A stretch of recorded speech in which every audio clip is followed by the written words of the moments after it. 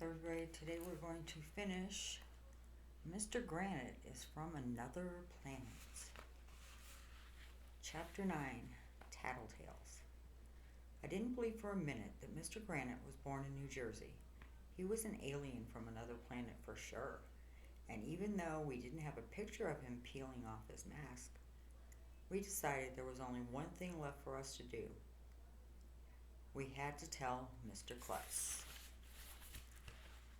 The next morning, we all met at school early to go to Mr. Klutz's office. When we got there, he was wearing one of those weird, square hats we had to wear at graduation. And he was sticking his head out the window. "Why are you sticking your head out the window?" Ryan asked. "Oh, excuse me," said Mr. Klutz, pulling his head back inside. "I had to sharpen my pencil." "You have a pencil sharpener outside your window?" asked Michael. "No, I was just gathering solar energy to power my pencil sharpener," Mr. Klutz told us. "See?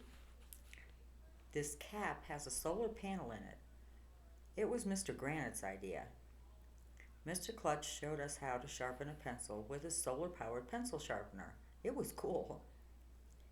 "We wanted to talk to you about Mr. Granite," said Ryan. "I'm all ears," Mr. Klutz said. "You are not," I told him. "You have eyes and a nose and a mouth, too." It would be weird to be all ears. "It's just an expression, dumbhead," said Andrea, rolling her eyes. "It means Mr. Klutz is listening." "I knew that," I lied. "Anyway, we think there's something weird about Mr. Granite." "Yes, I agree," Mr. Klutz said. "I can't put my finger on it." "Why would you want to put your finger on it?" I asked. "Mr. Granite lives in a pod," Emily said. "And he has no nose hair," said Michael. "Mr. Klutz," Andrea said, "we suspect that Mr. Granite is from another planet." Said Mr. Klutz. "It's funny you mention that. The other day I saw a flying saucer in the teacher's lounge." "What?" we all shouted. "You did?" "Yes," said Mr. Klutz. "The teachers are throwing their teacups around again. I'll have to make another announcement about that." "If Mr. Granite is an alien, will you have to fire him?" asked Emily. "Or attack him with laser beams?" asked Ryan. Grown-ups always say when they're thinking. Nobody knows why. "This has never come up before. I'm not sure aliens from another planet are allowed to teach third grade. I'll have to check in with the Board of Education rule book." "I'm Board of Education," I said. "In the meantime," Mr. Klutz said, "let's all keep our eyes peeled." "That will probably hurt," I told him. "Can't we just watch Mr. Granite instead?" "Okay, let's do that," he said. "I want to know everything about him. I want to know what makes him tick." "Mr. Granite ticks?" I asked. "Maybe there's a clock inside him, like the crocodile in Peter Pan." "Maybe there's a bomb inside him," said Ryan. "Mr. Granite swallowed a bomb?" asked Emily. "We've got to do something." "Run for your lives," shouted Neil, the nude kid. And we all went running out of Mr. Klutz's office. Chapter 10. The Truth About Mr. Granite. As it turned out, Mr. Granite didn't have a clock or a bomb inside him. I didn't even hear him tick. That day was a perfectly normal day, or as normal as it can be when your teacher is from another planet. When the 3 o'clock bell rang, Mr. Klutz made an announcement over the intercom. "Have a great weekend, everyone," he said. "Next week, we'll find out if elementary school is the greenest school in the county." I can almost taste that chocolate cake now. Oh, and teachers, please stop throwing teacups around the teacher's lounge. Thank you. Me, Michael, and Ryan rode our bikes home. We were pretty tired because we've been riding our bikes all day in class. But that's when I got the greatest idea in the history of the world. "Hey," I told the guys, I know how we can make our school the greenest school.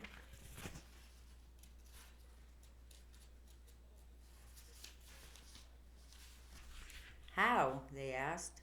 Let's paint it green. AJ, Ryan said, you're a genius.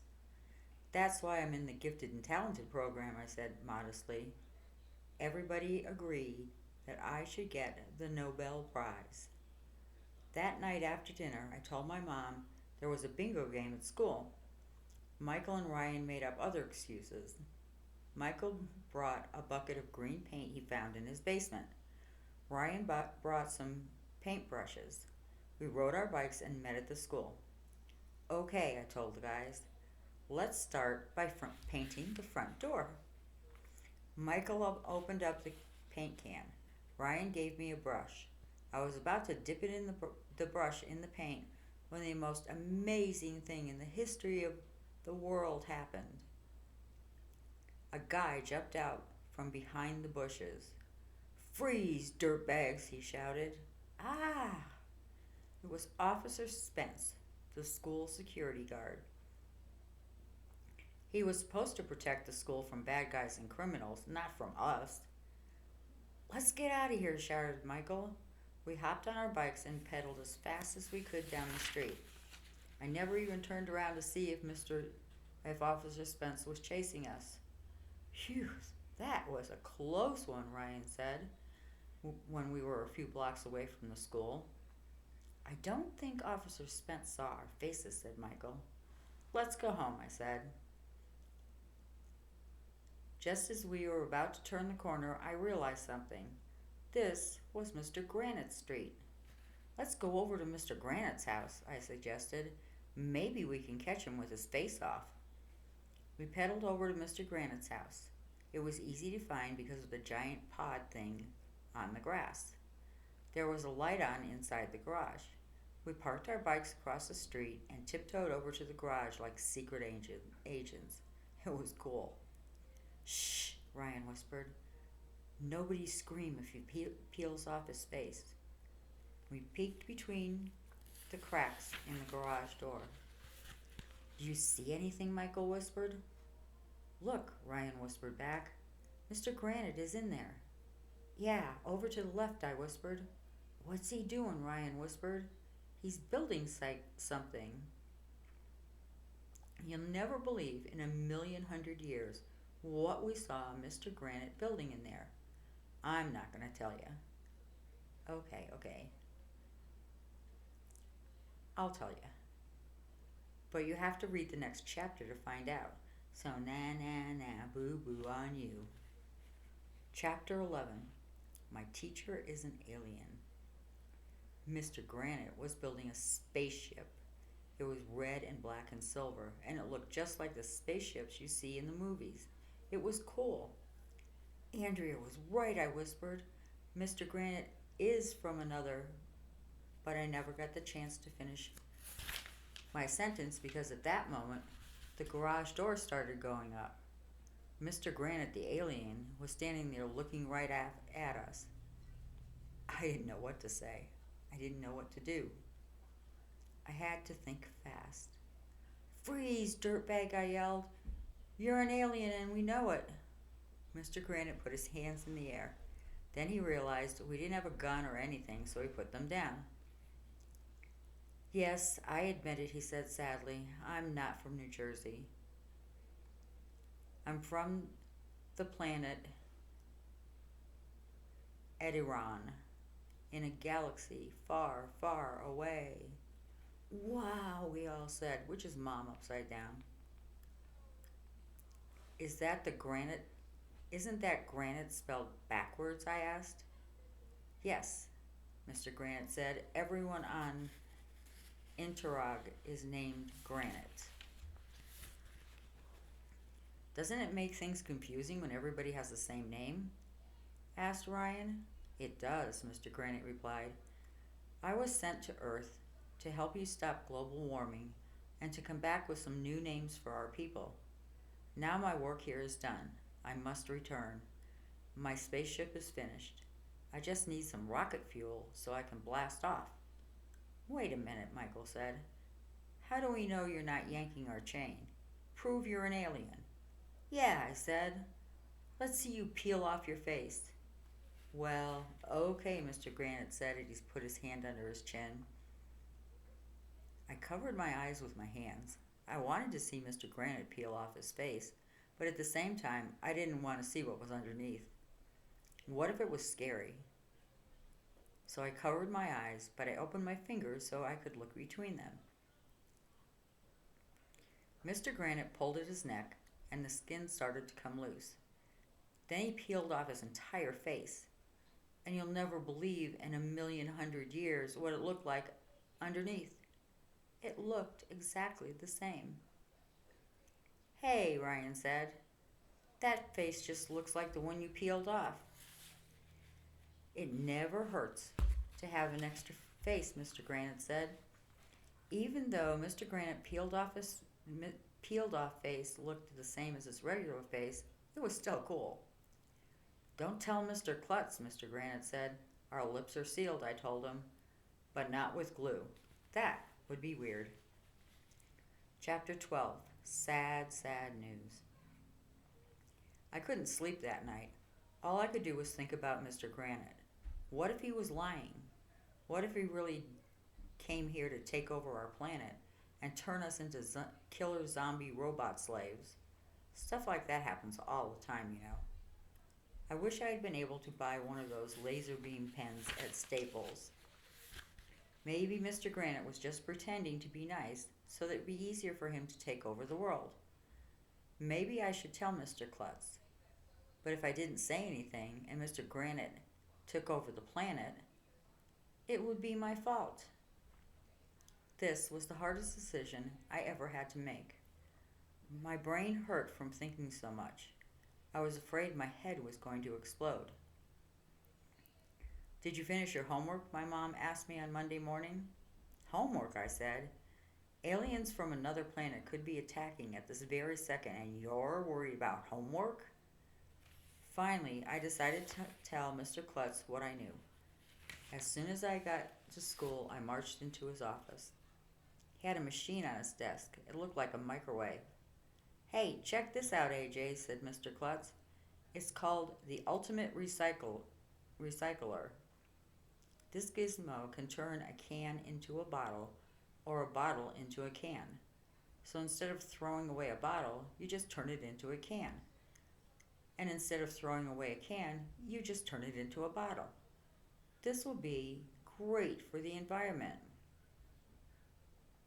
Why not just take the can or bottle and rinse it out? Then you can use it again. Said Mr. Klutz. That's a good idea, AJ. No wonder you're in the Gifted and Talented program. He picked up the Ultimate Recycler and threw it in the recycling bin. Mr. Klutz, I said, I have proof that Mr. Granite is from another planet. I saw him building a spaceship in his garage. Mr. Klutz said. Well, I have some news for you, AJ. I looked through the Board of Education rule book very carefully, and there's nothing in there that says aliens from another planet can't teach third grade. So Mr. Granite can stay on Earth if he wants to. That's right, Mr. Klutz said. In fact, I'll call him in here right now and tell him the good news. Mr. Klutz called Mr. Granite on the intercom. A few minutes later, Mr. Granite came into the office. When he saw me, he looked mad. It's okay, Mr. Klutz told Mr. Granite. I know you're from another planet, but I think you're an excellent teacher and I want you to stay. Mr. Klutz and Mr. Granite hugged, which was weird. You're very kind, Mr. Granite said, but my work here is done. I'm ready to return to my home planet. I blast off Friday. But I thought you said you didn't have any rocket fuel, I said. You don't need rocket fuel anymore, Mr. Granite told me. I met with Mr. Docker over the weekend and we figured out a way to power my spaceship with potatoes. Wow. I never knew you could power a car with potatoes. And I knew you could power a computer with potatoes. But how are you going to get a spaceship off the ground with just potato power. Is that possible? I asked. It is, Mr. Granite said, and we're going to microwave the potatoes first. Saying goodbye to Mr. Granite. At 3 o'clock on Friday, the school secretary, Miss Patty, made an announcement that everybody had to go to the all-purpose room. When we got there, Mr. Klutz was up on stage. He was holding a piece of paper. I have big news, Mr. Klutz told us. Mr. Klutz has a big nose, I whispered to Ryan. Are we the greenest school in the county? Asked Neil. No, we came in second place, Mr. Klutz said. Everybody groaned because that meant we weren't going to have a chocolate cake party. Second place, Michael said. How could any school be greener than ours? Well, Mr. Klutz said, the students at one of the other schools actually painted their school green. Too bad we didn't think of that. I looked at Ryan, Ryan looked at Michael, and Michael looked at me. So what's the big news? Asked Neil, the nude kid. The big news is that we received a letter from the President of the United States, Mr. Klutz said. Wow, we all said, which is Mom upside down. I stuck my tongue out at Andrea because she had thought it was a dumb idea to write to the President. Mr. Klutz read the letter. Dear students, thank you for your nice letter. I just wanted to let you know that I did not have a nose attached to my foot. Sincerely, the President. It was cool to get a letter from the President, even if the letter made no sense. I have more big news, Mr. Klutz told us. Our third grade teacher, Mr. Granite, is from another planet, and he is going home today. So we're going to have a going away party with chocolate cake. Yay, everybody yelled. They went out to the playground where there was the biggest chocolate cake in the history of the world. Everyone was out there, even Jackie Mackey. Mr. Brad cut the cake and Miss Jaffe passed out pieces to everyone. Mr. Granite's spaceship was out in the field near the cows. It was covered with potatoes. Moo, said a cow. We stuffed our faces with so much cake I thought we were going to throw up. It was the greatest day of my life. After we finished, Mr. Granite put on a spacesuit. We went over to say goodbye to him. It was really sad. I'm going to miss you, kids, said Mr. Granite. When I get home, I'm going to name my friends AJ, Andrea, Ryan, Emily, Michael, and Neil. We'll miss you too, said Andrea. I hope that after I'm gone, Mr. Granite told us, you will keep saving energy and living green. We will, we all shouted. Everybody was sad to see Mr. Granite go. Emily cried, of course. So did some of the teachers. Mr. Granite waved to us as he climbed into his spaceship. Everybody, everybody gathered around. Miss Yonkers went over her computer and announced countdown. 10, 9, 8, 7, 6, 5, 4, 3, 2, 1, said Mrs. Yonkers. Begin microwaving the potatoes. Our science teacher, Mr. Docker, flipped a switch. Nothing happened for like 1,100,000 seconds. Then there was a little ding. Steam started pouring out of the potatoes. The whole field smelled like baked potatoes. Slowly, the spaceship began to rise off the ground. Liftoff, yelled Miss Yonkers. We have liftoff. That's when the most amazing thing in the history of the world happened. One of the cows must have liked the smell of baked potatoes because it came running over to the spaceship. The cow bumped right into it. The spaceship was going up crooked. Houston, we have a problem, said Mr. Docker. The spaceship zoomed to the left, then it zoomed to the right. Then it zigzagged back and forth in the sky over the school. Abandon ship, shouted Mrs. Yonkers. Abandon ship. The door to the spaceship opened and Mr. Granite jumped out. a parachute opened and he floated back down to Earth. Well, he almost floated back down to Earth. On the way down, his parachute hit a windmill. The ropes got all tangled up. Mr. Granite was caught in the windmill. He was spinning round and round. It was a real Kodak moment. You should have been there. Meanwhile, Mr. Granite's spaceship crash-landed in a field across the street from our school. It exploded.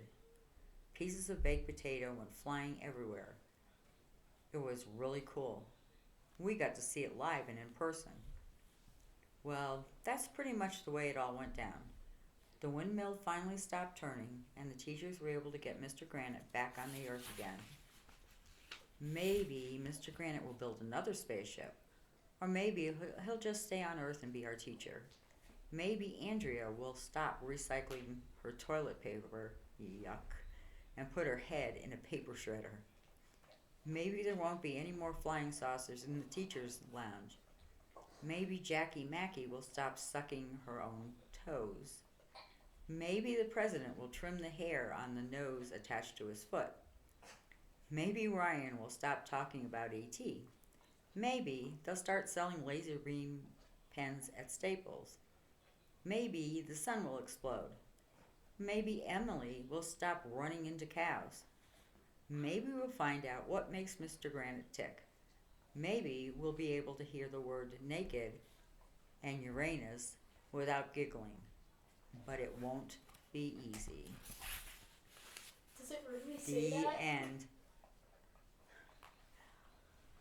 Hope you guys like this one. So we have missed you while we've all been separated. That's the last book for this year. Next week we start summer break. Have a great summer break, guys.